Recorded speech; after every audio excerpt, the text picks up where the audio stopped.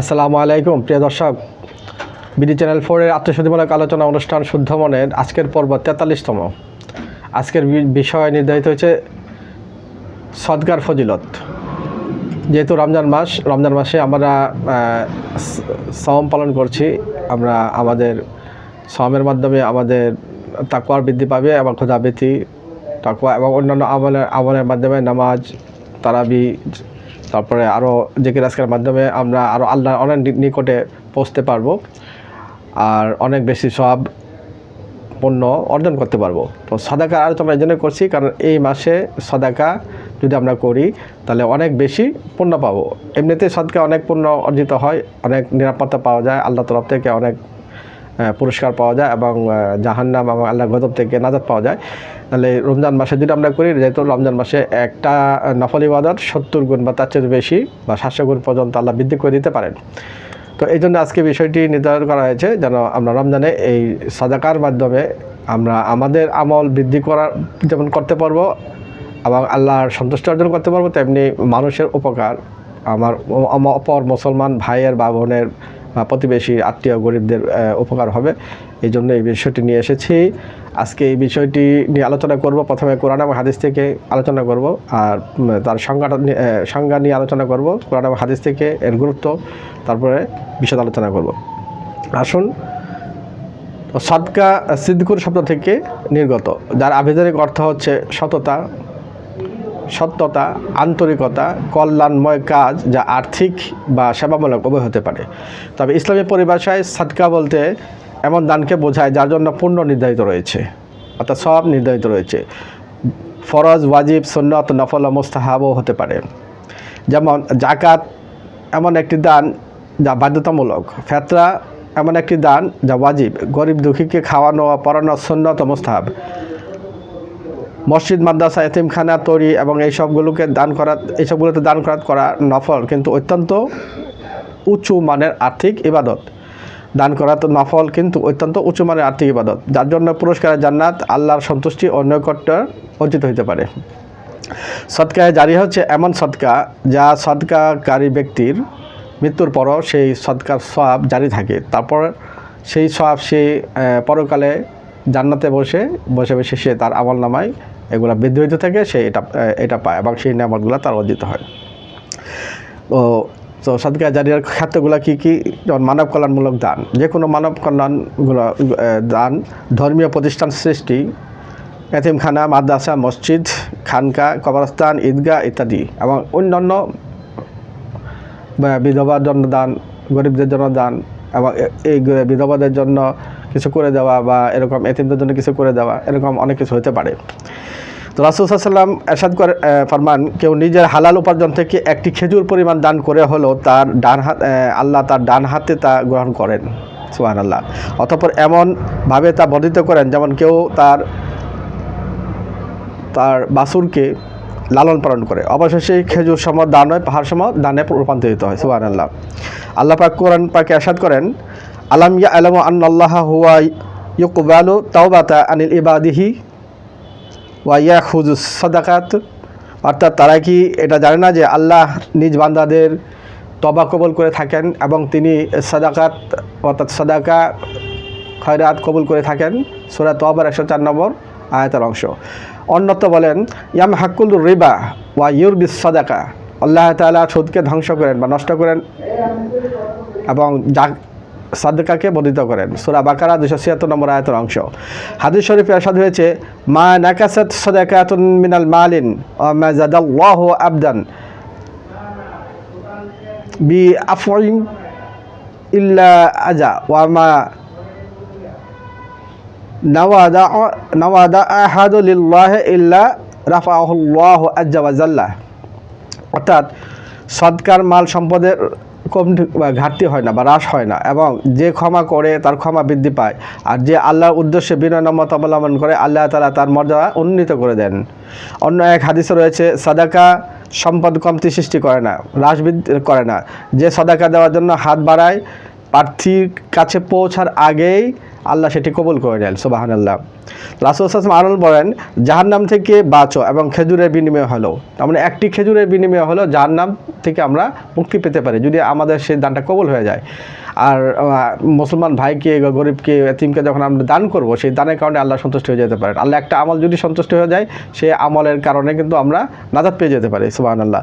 তিনি আরও বলেন, সদকা এমনভাবে গুনাহ দূর করে দেয় যেমন পানি আগুনকে নিভিয়ে দেয়। তার মানে সদকা থেকে এটাও আমরা জানলাম, সদকার কারণে আমাদের পাপ মোচন হয়ে যায়। পাপ আমরা যেহেতু চলার ক্ষেত্রে, জীবন চলার ক্ষেত্রে কবিরা সগীরা গুনার সাথে লিপ্ত হয়ে যায়, বিভিন্ন ধরনের জ্ঞাতসারে অজ্ঞাতসারে, ইচ্ছাকৃত অনিচ্ছাকৃতভাবে, তখন আমরা যদি সদকা দান করি তাহলে আমাদের সেই পাপগুলা মোচন হয়ে যাবে। এই হাদিস দ্বারা আমরা জানতে পারলাম। তাহলে আমরা এই রমজান মাসে বেশি বেশি সদকা করব, অন্যান্য সময় আমরা সদকা করব, গরিব দুঃখী প্রার্থী ফকির ভিক্ষুক যারা আছে তাদেরকে দান করব। দান করার মাধ্যমে আমরা আমাদের গুনাহ কমিয়ে নিতে পারবো, হ্রাস করে নিতে পারবো। এটা একটা বিশাল সুযোগ। হাদিসে আরও রয়েছে, সদকা আল্লাহর ক্রোধকে শীতল করে দেয় এবং অপমৃত থেকে রক্ষা করে। তাহলে আমাদের আল্লাহর ক্রোধকে আল্লাহ রক্ষা করে দেয়। আল্লাহ যখন কোনো কারণে আমাদের উপর ক্রোধান্বিত হন, আমরা অনেক ভুল ত্রুটি করি, অনেক আযাব, অনেক খারাপ কাজ আমাদের দ্বারা হয়ে যায়, তখন আমরা আল্লাহ ক্রোধ আমাদের উপর চলে আসে। তো আল্লাহ এই ক্রোধ বা গজব যখন চলে আসে, তখন এটা থেকে রক্ষা নেয়। তাহলে রক্ষা একটা, আমরা যদি সদকা দান করি তাহলে আল্লাহর সেই ক্রোধকে আটকা দিবে। আবার একই সাথে প্রতিরক্ষা, অর্থাৎ সদকা আমাদেরকে নিরাপত্তা দান করে। তাহলে সদকার কারণে আমরা নিরাপদ হয়ে যাব, অর্থাৎ আমরা অনিরাপদ এই জীবন ব্যবস্থায় চলার ক্ষেত্রে আমরা কত সমস্যার সম্মুখীন হতে পারি, অনিরাপদ হয়ে যেতে পারি। আমাদের সেফটি এবং প্রোটেকশনের জন্য সদকা দানের মাধ্যমে কিন্তু আমরা এই সুযোগটা গ্রহণ করতে পারি। তো আল্লাহ যেহেতু এই সুযোগটা দিয়েছেন, তাহলে আমরা এই বেশি বেশি সদকার মাধ্যমে আমরা এইগুলা অর্জন করব। আরও রয়েছে, সদকাকারী কিয়ামতের দিবসে আপন সদকার ছায়া থাকবে, এমনকি অবস্থায় হিসাব নিকাশ বা বিচার ফয়সালা হয়ে যাবে। অর্থাৎ বিচার ফয়সালা হয়ে যাবে ওই অবস্থায় যখন সদকাকারী তার সদকার কারণে যে আল্লাহ ছায়া সৃষ্টি করবে, সেই ছায়ার মধ্যে আরামে সে বিচরণ করবে। সেই বিচরণ করতে করতে এমন একটা সময় হবে, মানুষ যখন ত্রাহি অবস্থা জীবন নিয়ে চিৎকার করতে থাকবে, তখন সে ছায়ার মাধ্যমে ঘুরতে থাকবে, তখন তার তার ফয়সালা হয়ে যাবে, অর্থাৎ বিচারও শেষ হয়ে যাবে, সে টেরই পাবে না। কোনো সদকা উত্তম? রাসূলুল্লাহ সাল্লাল্লাহু আলাইহি সাল্লামকে জিজ্ঞাসা করা হলো, তিনি বললেন, নিঃস্ব গরিবের জন্য ব্যয় করা এবং সর্বাগ্যে নিজের পরিবারকে দান করা। এটাও আমরা জানলাম যে পরিবারকে দান করাও একটা উত্তম আর নিঃস্ব গরিব, যার কিছু নাই, কারো সহায় নাই, মানে কোনো সহায় নাই, কোনোভাবে সে হয়তো তার খাবার দাবার বা পড়ার বা কাপড় চোপড় সে কোনোভাবেই ম্যানেজ করতে পারে না, তাকে দান করা। তাহলে আল্লাহ এখানে আমাদের এই শেয়ারিংটাকে আমাদের উৎসাহিত করার জন্য আল্লাহ সুবহানাহু ওয়া তাআলা আমাদেরকে এই জিনিসটা, এই সুযোগটা দিচ্ছেন। আমরা তো এই সুযোগটা গ্রহণ করব। আর সর্বাগ্যে নিজের পরিবারকে দান করো। আমাদের পরিবারের মধ্যে অনেক লোক এরকম থাকে, নিজের অধীনস্থ যারা থাকে তাদেরকে দান করো, তাহলে আমরা এটা আল্লাহ উত্তম সদকা বলছেন। রাসূল সাল্লাল্লাহু আলাইহি ওয়াসাল্লাম উত্তম সদকা বলে অভিহিত করেছেন। আবার দান বৃদ্ধি পায়, অর্থাৎ আমরা যখন সদকা দান করবো, তো রাসূল সাল্লাল্লাহু আলাইহি ওয়াসাল্লাম বলেন যে 1 দিরহাম 100 দিরহামের চেয়েও বেশি হতে বর্ধিত হয়। কেউ জিজ্ঞেস করলে, ইয়া রাসূলুল্লাহ, এটি কীভাবে? তিনি বললেন, কারো কাছে অডেল অর্থ থাকতে পারে, আবার কারো কাছে অডেল সম্পদ নাও থাকতে পারে, বা অল্প দিরহাম থাকতে পারে। যার কাছে অডেল আছে সে যখন 1 দিরহাম দান করবে, আর যার কাছে অল্প আছে সে যখন 1 দিরহাম দান করবে, এই 1 দিরহামের দাম তার তুলনায় সেটা লাখ দিরহামের চেয়ে উত্তম হতে পারে। যেহেতু তার আছে কম, সে 1 দিরহাম দিচ্ছে, আর যার অনেক আছে, অডেল আছে, সে 1 দিরহাম দিচ্ছে। এখানে আনুপাতিক হারে তার সব বেশি হবে, যার দিরহাম কম ছিল বা যে অধিক ধনী নয়।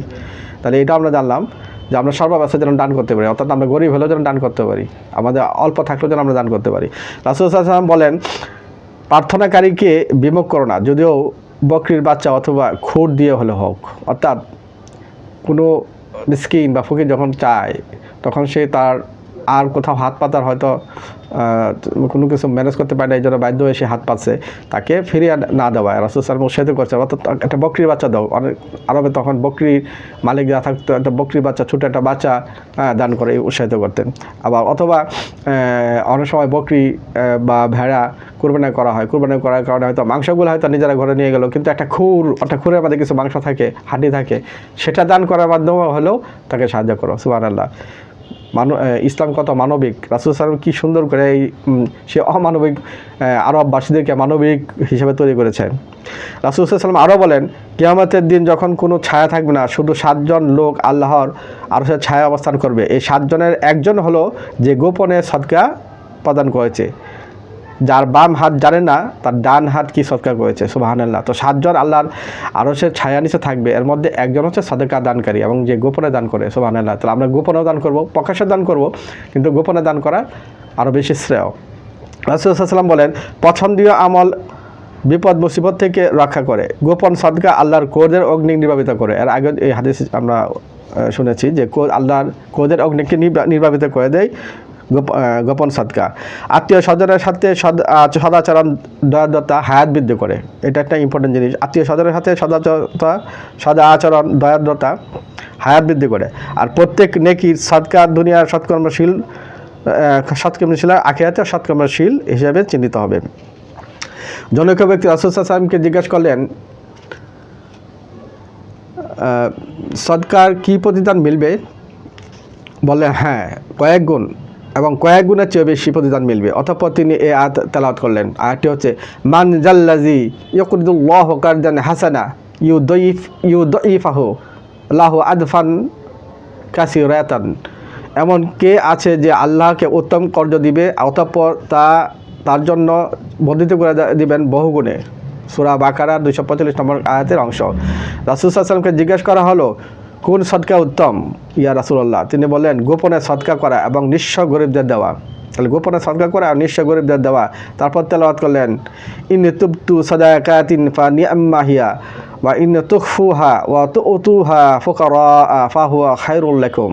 অর্থাৎ যদি তোমরা সদকার সময় প্রকাশ্যে দাও তাও ভালো, আর যদি গোপনে দাও এবং নিঃস্ব গরিবদেরকে দাও তবে তা তোমাদের জন্য উত্তম। সূরা বাকারার আয়াতের 270 নম্বর আয়াত এর অংশ। হাদিস শরীফে আছে, যে মুসলমান কোনো মুসলমানকে কাপড় পরাবে আল্লাহ তাআলা জান্নাতে তাকে সবুজ কাপড় পরাবেন। যে মুসলমান কোনো ক্ষুধার্তকে মুসলমানকে খাওয়াবে আল্লাহ তাকে জান্নাতে ফল খাওয়াবেন। আর যে মুসলমান কোনো তৃষ্ণার্ত মুসলমানকে পানি পান করাবে তাকে তিনি জান্নাতে পানি পান করাবেন। নিঃস্ব গরিবদেরকে সদকা দেওয়া শুধুই সদকা, আর আত্মীয় স্বজনকে সদকা দেওয়া, তাদের সাথে সদাচরণ, এ দুটোই এবং সদকা দুটোই। আরেক হাদিসে আছে, প্রতিটি ঋণ সদকা, অর্থাৎ কাউকে ঋণ দেওয়া, কোনো মুসলমানকে প্রয়োজনে যখন ঋণ চায় তখন ঋণ দেওয়া, এটা একটা সদকা। অর্থাৎ ঋণদাতা সদকার সওয়াব পায়। আর মিরাজের রজনীতে জান্নাতের দরজা লেখা দেখেছে, রাসূল সাল্লাল্লাহু আলাইহি ওয়াসাল্লাম বলেছেন, লেখা দেখেছি সদকার সওয়াব 10 গুণ এবং ঋণের সওয়াব 18 গুণ। সুবহানাল্লাহ।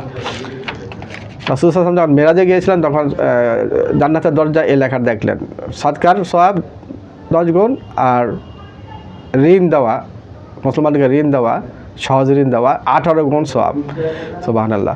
হাদিস শরীফে রয়েছে, যে ব্যক্তি ঋণ আদায়ে অসচ্ছল অভাবের সাথে সহজ আচরণ করে, দুনিয়া ও আখিরাতে আল্লাহ তার সাথে সহজ আচরণ করে। সুবহানাল্লাহ। অর্থাৎ ঋণ দেওয়ার পরে কঠোরতা অবলম্বন নেওয়ার কারণে, ঋণ ফেরত নেওয়ার ক্ষেত্রে কঠোরতা নেওয়া, অসচ্ছল হলে গরিব হলে তাকে সহজ করে দেওয়া, তাহলে আল্লাহও তাকে দুনিয়া এবং আখিরাতে অত্যন্ত সহজ আচরণ করবেন, কঠোরতা দেখাবেন না, অর্থাৎ রহমত দান করবেন, আল্লাহর নেক দৃষ্টি দান করবেন। নবী সাল্লাল্লাহু আলাইহি ওয়াসাল্লাম প্রশ্ন করা হলো, ইসলামের কোন কাজ উত্তম? বললেন, খাদ্য খাওয়ানো এবং পরিচিত অপরিচিত নির্বিশেষে সবাইকে সালাম দেওয়া। তাহলে এখানে খাদ্য খাওয়ানোর বিষয়টা একটা সদকা, আর পরিচিত অপরিচিত বিশেষকে সবাইকে সালাম দেওয়া এই বিষয়টা অত্যন্ত ইম্পর্টেন্ট। এটাও একটা দোয়া, তা দোয়াটা একটা সদকা। অন্য হাদিসে রয়েছে, যে নিজেরা মিসকিন ভাইকে, অর্থাৎ নিজের মিসকিন ভাই অর্থাৎ মুসলমান ভাইকে পেট পুড়ে খাওয়ায় এবং পানি পান করায়, পরিতৃপ্ত করে, আল্লাহ তাকে জাহান্নাম থেকে 7 খণ্ডক দূরে রাখেন।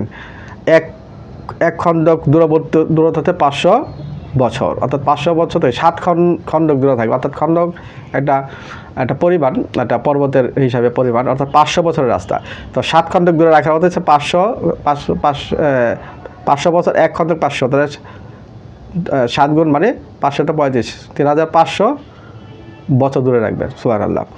তা হাদিসে কুরসিতে রয়েছে, আল্লাহ পাক বলবেন কোন এক বান্দাকে, আমি রুগ্ন ছিলাম, তুমি আমার খোঁজ খবর নাওনি। সে বলবে, ইয়া রাব্বুল আলামিন, আপনি তো রাব্বুল আলামিন, আপনাকে আমি কিভাবে সেবা শুশ্রূষা করতে পারি? তখন আল্লাহ পাক বলবেন যে, আমার অমুক বান্দা রুগ্ন অবস্থা ছিল, তার সেবা তুমি সেবা করতে পারতে, তবে তুমি আমার কাছে আজকে অনেক কিছু পেতে। আবার বলবেন আমি তোমাকে খাইয়েছি অথচ তুমি আমাকে খাবার দাওনি, তখন সে বলবে ইয়া রাব্বুল আলামিন, আপনাকে আমি কীভাবে খাবো, আপনি রাব্বুল আলামিন, হ্যাঁ আপনি আমাদের স্রষ্টা। তখন আল্লাহ পাক বলছেন যে অমুক বান্দা তোমার কাছে খাবার চেয়েছিল, তুমি তাকে খাবার দাওনি, যদি তাকে খাবার দিতে হবে আমাকে খাবার দেওয়া হতো আর আমার কাছে তুমি পুরস্কার পেতে। তখন আল্লাহ পাক বলেন হে বনি আদম, আমি তোমার নিকট পানি চেয়েছিলাম কিন্তু তুমি আমাকে পানি দাওনি। সে ব্যক্তি বলবে হে রাব্বুল আলামিন, আপনাকে আমি কীভাবে পানি খাবো, আপনি তো রাব্বুল আলামিন।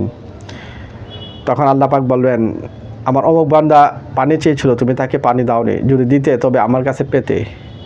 অর্থাৎ আল্লাহকে খাওয়ানো, আল্লাহ তো খাওয়ার মুখাপেক্ষি না, তবে আল্লাহকে খাওয়ানো, আল্লাহকে সেবা শুশ্রূষা করার সাথে আল্লাহ তুলনা করে বলছেন যে তুমি গরিব, দুঃখী, মিসকিন এবং অভাবীদেরকে যদি দান করতে, পানি দিতে, হ্যাঁ কাপড় চোপড় দিতে, তাহলে আমাকে দেওয়ার যে সওয়াব সেটা তুমি পাতে। অর্থাৎ আমি আমার সন্তুষ্টি অর্জিত হয়ে যেত, আমি তোমার প্রতি সন্তুষ্ট হয়ে যেতাম, তোমাকে আমি জাহান্নাম থেকে নাজাত করে দিতাম, তোমাকে আমি জান্নাতে প্রবেশ করে দিতাম, জান্নাতে নাজ নিয়ামত তোমাকে দান করতাম, কিন্তু তুমি এটা করোনি।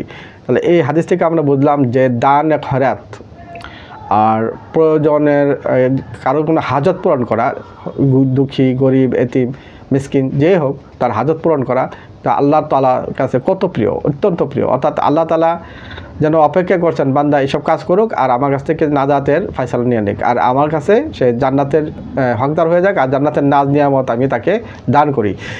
তো প্রিয় দর্শক, এই হাদিসগুলা এবং কোরআনে আয়াত কেন বললাম, যে উদ্দেশ্য হলো এইটা যে আমরা এর গুরুত্ব যেন বুঝি, যে আমরা এটা ইম্পর্টেন্সটা যখন বুঝে যাব তখন আমরা আমাদের ডে টু ডে লাইফে আমরা এই যে শেয়ারিংটা আমরা করতে পারবো। অর্থাৎ আমরা আমাদের ব্যক্তি জীবনে, পরিবার জীবনে, ব্যক্তি জীবনে, সমাজের জীবনে, সর্বক্ষেত্রেই সব সময়, শুধু রমজান মাস না, সব সময় যেন আমরা দানের মধ্যে থাকি। আমরা আমাদের হাতে যেমন টাকা থেকে আমরা অযাচিতভাবে আমরা খরচ করি, আমরা কিন্তু ইয়ে করি না, অ্যাগ্রেসিভলি খরচ করি, অর্থাৎ এবং খাতগুলো চিহ্নিত করি না, অপব্যয় করি। কিন্তু আমরা অপব্যয় না করে যদি আমরা আমাদের দান খরচে যে খাতগুলো আল্লাহ বলে দিলেন, গরিব, মিসকিন, হ্যাঁ আমাদের সমাজে গরিব মিসকিন থাকবেই, আছে, তাদেরকে দান করতে হবে। আত্মীয় স্বজন আমাদের গরিব আছে, তাদেরকে দান করতে হবে। তারপরে এতিম আছে, এতিম তো সে অসহায়, তার পিতা মাতা নাই, তার না পড়ালেখা, না খাবার দাবার জোগাড় আছে, না তার শিক্ষা দীক্ষার কোনো কিছু নাই, অর্থাৎ তার যে বেসিক নিডস, এই বেসিক নিডসগুলো তো সে কোনোভাবে ফুলফিল করতে পারবে না। তাহলে এটা কে করবে?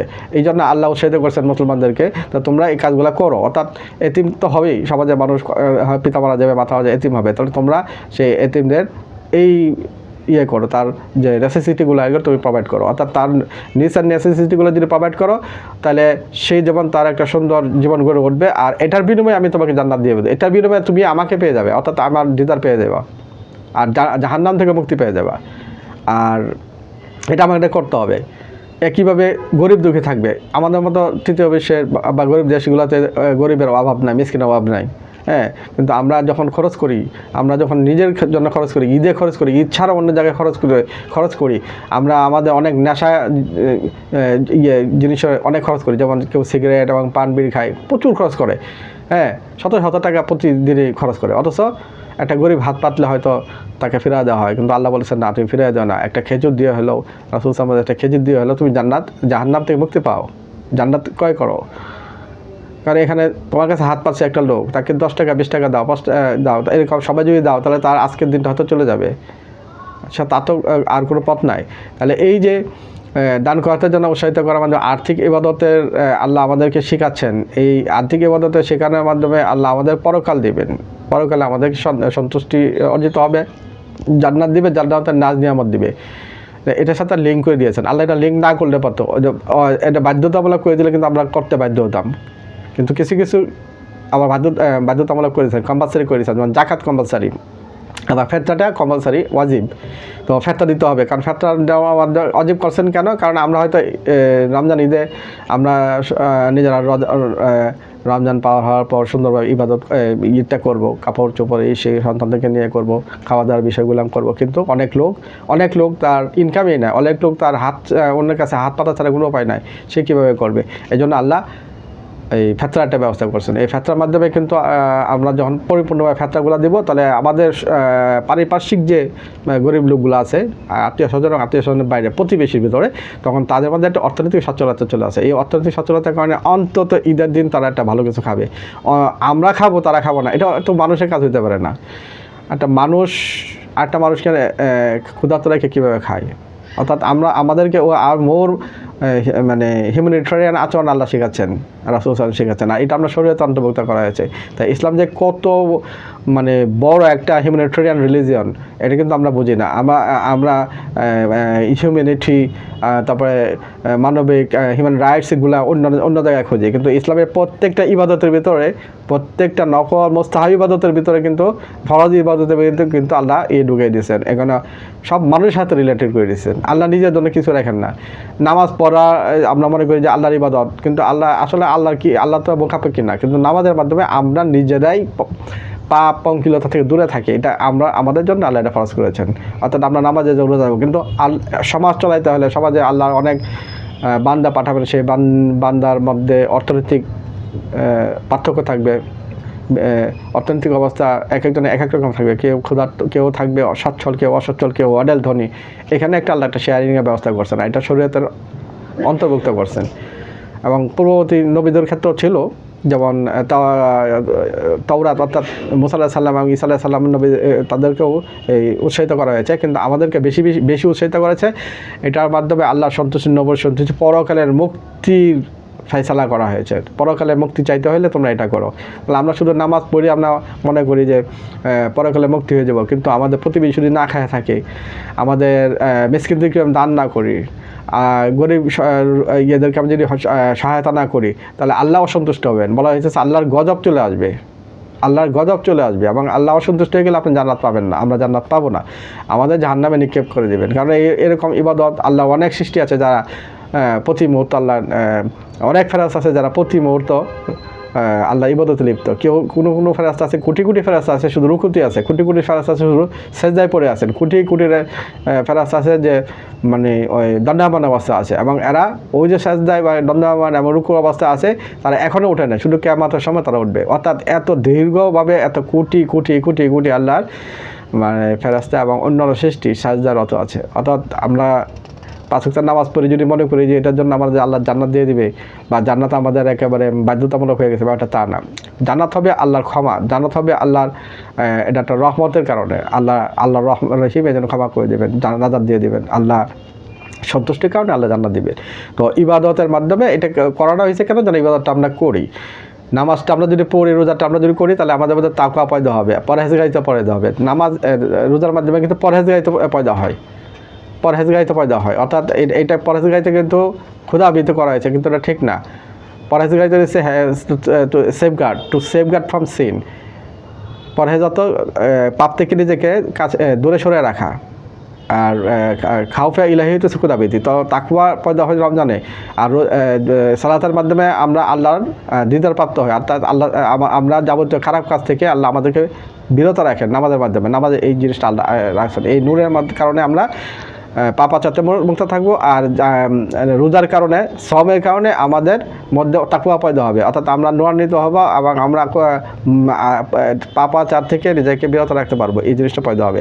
তাহলে এভাবে আমরা এই রমজান মাসে আমরা রমজানের পাশাপাশি, রোজার সালাতের পাশাপাশি আমরা বেশি দান খয়রাত করব। আমরা অযথা অপব্যয়ের মাধ্যমে নিজেদের কাপড় চোপড় এটা সেটা অনেক এগুলো করব, প্রয়োজনে অতিরিক্ত না। আর বাকিগুলো আমরা দান করব, গরিব আত্মীয় স্বজন, ফকির, মিসকিন, একে দান করো। দান আর দান, এটা ছিল রাসূল সাল্লাল্লাহু আলাইহি ওয়াসাল্লামের জামানায় একটা প্রতিযোগিতা। রাসূল সাল্লাল্লাহু আলাইহি ওয়াসাল্লামের সাহাবীরা ছিলেন, প্রতিযোগিতা ছিলেন। যেমন আবু বকর, হযরত ওসমান, ওরা প্রতিযোগিতা করতেন কে কত বেশি দান করতে পারবেন। কারণ দানের মাধ্যমেই প্রশান্তি আসে, দানের মাধ্যমে কিন্তু আল্লাহ সন্তুষ্টি আসে। দানের মধ্যে প্রশান্তি, কৃপণ প্রশান্ত না। কৃপণের কলিজা সংকীর্ণ হয়ে যায়, কৃপণ অশান্ত থাকে, একটা অগ্নির ভিতরে থাকে। আর দানের মাধ্যমে সচ্ছল ব্যক্তি দানের মাধ্যমে যেমন আল্লাহ সন্তুষ্ট অর্জন হয়, পরকালে সেই হবে, আর সে সবসময় একটা সন্তুষ্ট চিন্তা দেখবে, তার কলবে নূর পয়দা হবে এবং চোখে চেহারায় শরীরে একটা আনন্দ পচ্ছায় তার মধ্যে থাকবে।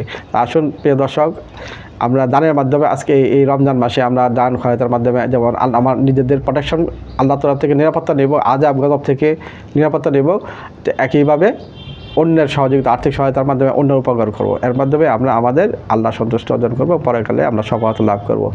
তো প্রিয় দর্শক, আজকে এই পর্যন্ত, অন্যদের আরেকটি বিষয় নিয়ে আলোচনা করব। আসসালামু আলাইকুম ওয়া রাহমাতুল্লাহি ওয়া বারাকাতুহু।